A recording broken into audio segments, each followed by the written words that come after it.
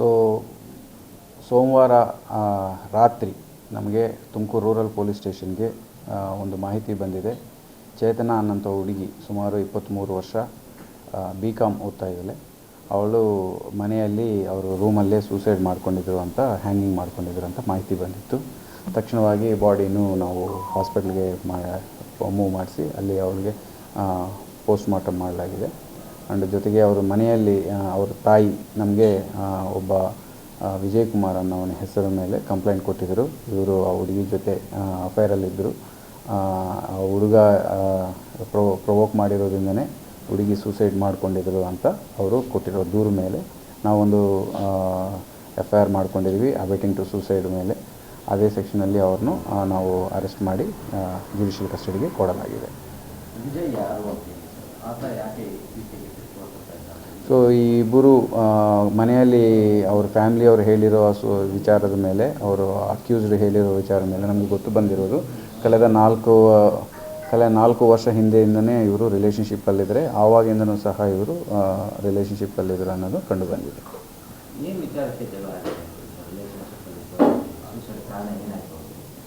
ಈಗ ಹೆಣ್ಮಕ್ಳ ವಿಚಾರ, ಅದು ಮ್ಯಾಟ್ರ್ ಈಸ್ ಅಂಡರ್ ಇನ್ವೆಸ್ಟಿಗೇಷನ್. ಈಗ ಅವಳ ಯಾವ ಕಾರಣಕ್ಕೆ ಈ ಥರ ಆಗಿರೋದು ಅನ್ನೋದು ಪಬ್ಲಿಕ್ ಫೋರಮಲ್ಲಿ ಮೀಡಿಯಾದಲ್ಲಿ ಡಿಸ್ಕಸ್ ಮಾಡೋದು, ಶೇರ್ ಮಾಡೋದು, ಹುಡುಗಿ ಕ್ಯಾರೆಕ್ಟರ್ ಅಸಾಸಿನೇಷನ್ ಮಾಡೋದು ಸರಿ ಇಲ್ಲ. ಸೊ ಇನ್ಫ್ಯಾಕ್ಟ್ ನಾನು ನಿನ್ನೆ ಮೀಡಿಯಾದಲ್ಲಿನೂ ತುಂಬ ಇದು ನೋಡಿದ್ದೀನಿ. ಎಷ್ಟು ಮಟ್ಟಕ್ಕೆ ಅದು ಮಾಡಿದ್ದಾರೆ ಅಂದರೆ, ಪೂರ್ತಿ ಆ ಹುಡುಗಿ ಏನು ಪರ್ಸ್ನಲ್ ಲೈಫಲ್ಲಿ ಮಾಡ್ತಾಯಿದ್ದಾರೆ, ಹೆಂಗೆ ಮಾಡ್ತಾಯಿದ್ದಾರೆ ಇದೆಲ್ಲ ತೋರಿಸಿದ್ದಾರೆ. ಬಟ್ ಇನ್ವೆಸ್ಟಿಗೇಷನಲ್ಲಿ ಬರೋವರೆಗೂ ಅದು ನಾವು ಬಂದಾದ ಮೇಲೂ ಸಹ ನಾವು ಅವ್ರ ಪರ್ಸನಲ್ ವಿಚಾರಗಳು, ಅವ್ರ ಲೈಫ್ ಇಶ್ಯೂಸ್ ನಾವು ಆಚೆ ಹೇಳಂಗಿಲ್ಲ, ಅವ್ರ ಕ್ಯಾರೆಕ್ಟರ್ ಅಸಾಸಿನೇಷನ್ ಮಾಡೋಂಗಿಲ್ಲ. And it is A complete investigation matter. ಅದನ್ನು ನಾವು ಚಾರ್ಜ್ ಶೀಟ್ ಮಾಡಿ ಕೋರ್ಟಿಗೆ ಸಬ್ಮಿಟ್ ಮಾಡಲಾಗುತ್ತೆ. ಕೋರ್ಟಲ್ಲಿ ಟ್ರಯಲಲ್ಲಿ ಏನಾಗುತ್ತೆ ಅದರಲ್ಲಿ ಸತ್ಯ ಇದ್ದರೆ ಸತ್ಯ ಆಗುತ್ತೆ, ಸುಳ್ಳಿದ್ರೆ ಸುಳ್ಳು ಆಗುತ್ತೆ. ಈ ಕೇಸಲ್ಲಿ ಬೇರೆ ಯಾರನ್ನಾರು ಕಸ್ಟಡಿ ತಗೊಂಡಿರೋ ಒಂದು ಮೊನ್ನೆ ಏನೋ ಒಬ್ಬ ಫೋಟೋ ಶೂಟ್ ಮಾಡಿದ್ದಂತೆ ಅಂಥ ವಿಚಾರಗಳು ನಮಗೆ ಯಾವುದೇ ಮಾಹಿತಿ ಬಂದಿಲ್ಲ. ಅವರು ಹುಡುಗಿ ತಾಯಿ ಆಗಲಿ ಮತ್ತು ಹುಡುಗ ಅಕ್ಯೂಸ್ಡ್ ಆಗಲಿ ಯಾರೂ ಆಗಲಿ ಆ ವಿಚಾರ ಬಗ್ಗೆ ನಮ್ಗೆ ಯಾವುದೂ ಹೇಳಿಲ್ಲ. ರಿಲೇಷನ್ಶಿಪ್ಪಲ್ಲಿದ್ದರೆ ಇಬ್ಬರು ಕಳೆದ 4 ಇಯರ್ಸ್ ಹಿಂದೆಯಿಂದನೂ ಜೊತೆಗೆ ಇದ್ದರು ಅನ್ನೋದು ಮಾಹಿತಿ.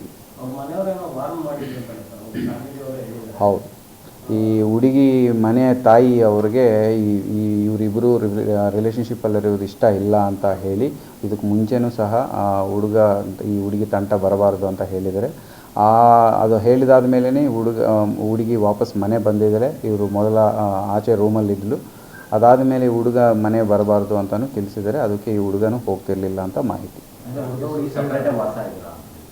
ಹುಡುಗಿಗೆ ಇನ್ನೂ ಮದುವೆ ಆಗಿಲ್ಲ. ಹುಡುಗಿ ಇನ್ನೂ ಓದ್ತಾ ಇದ್ದಾಳೆ. ಅವ್ರ ಮನೆಯಲ್ಲೇ ಇದ್ದಾರೆ.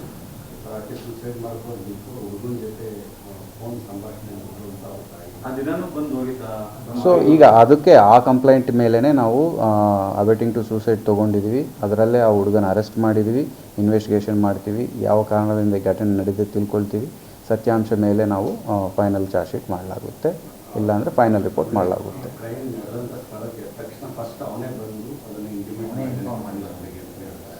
ಅದೇ ಮನೆಗೆ ಬಂದಿರೋದು ಹುಡುಗ ನಮಗೆ ಮಾಹಿತಿ ಬಂದಿದೆ, ಸ್ಪಾಟಿಗೆ ಬಂದಿದ್ದೀನಂತ ಹುಡುಗನೂ ಸಹ ಹೇಳ್ತಾರೆ. ಹುಡುಗಿ ಕರೆದಿದ ಮೇಲೆ ನಾನು ಬಂದಿದ್ದೀನಿ ಅಂತ ಹೇಳ್ತಾರೆ. ಸೊ ಅದು ಏನು ಇನ್ನು FIR ಅಲ್ಲಿ ಏನು ಕಂಟೆಂಟ್ ಇದೆ ಅಷ್ಟು ಮಟ್ಟಕ್ಕೆ ನಾವು ತೊಗೊಂಡು ಅದರ ಮೇಲೆ ನಾವು ಇನ್ವೆಸ್ಟಿಗೇಷನ್ ಮಾಡಿ ಅದು ನಾವು ಫ್ಯೂಚರಲ್ಲಿ ಮಾಡ್ತೀವಿ.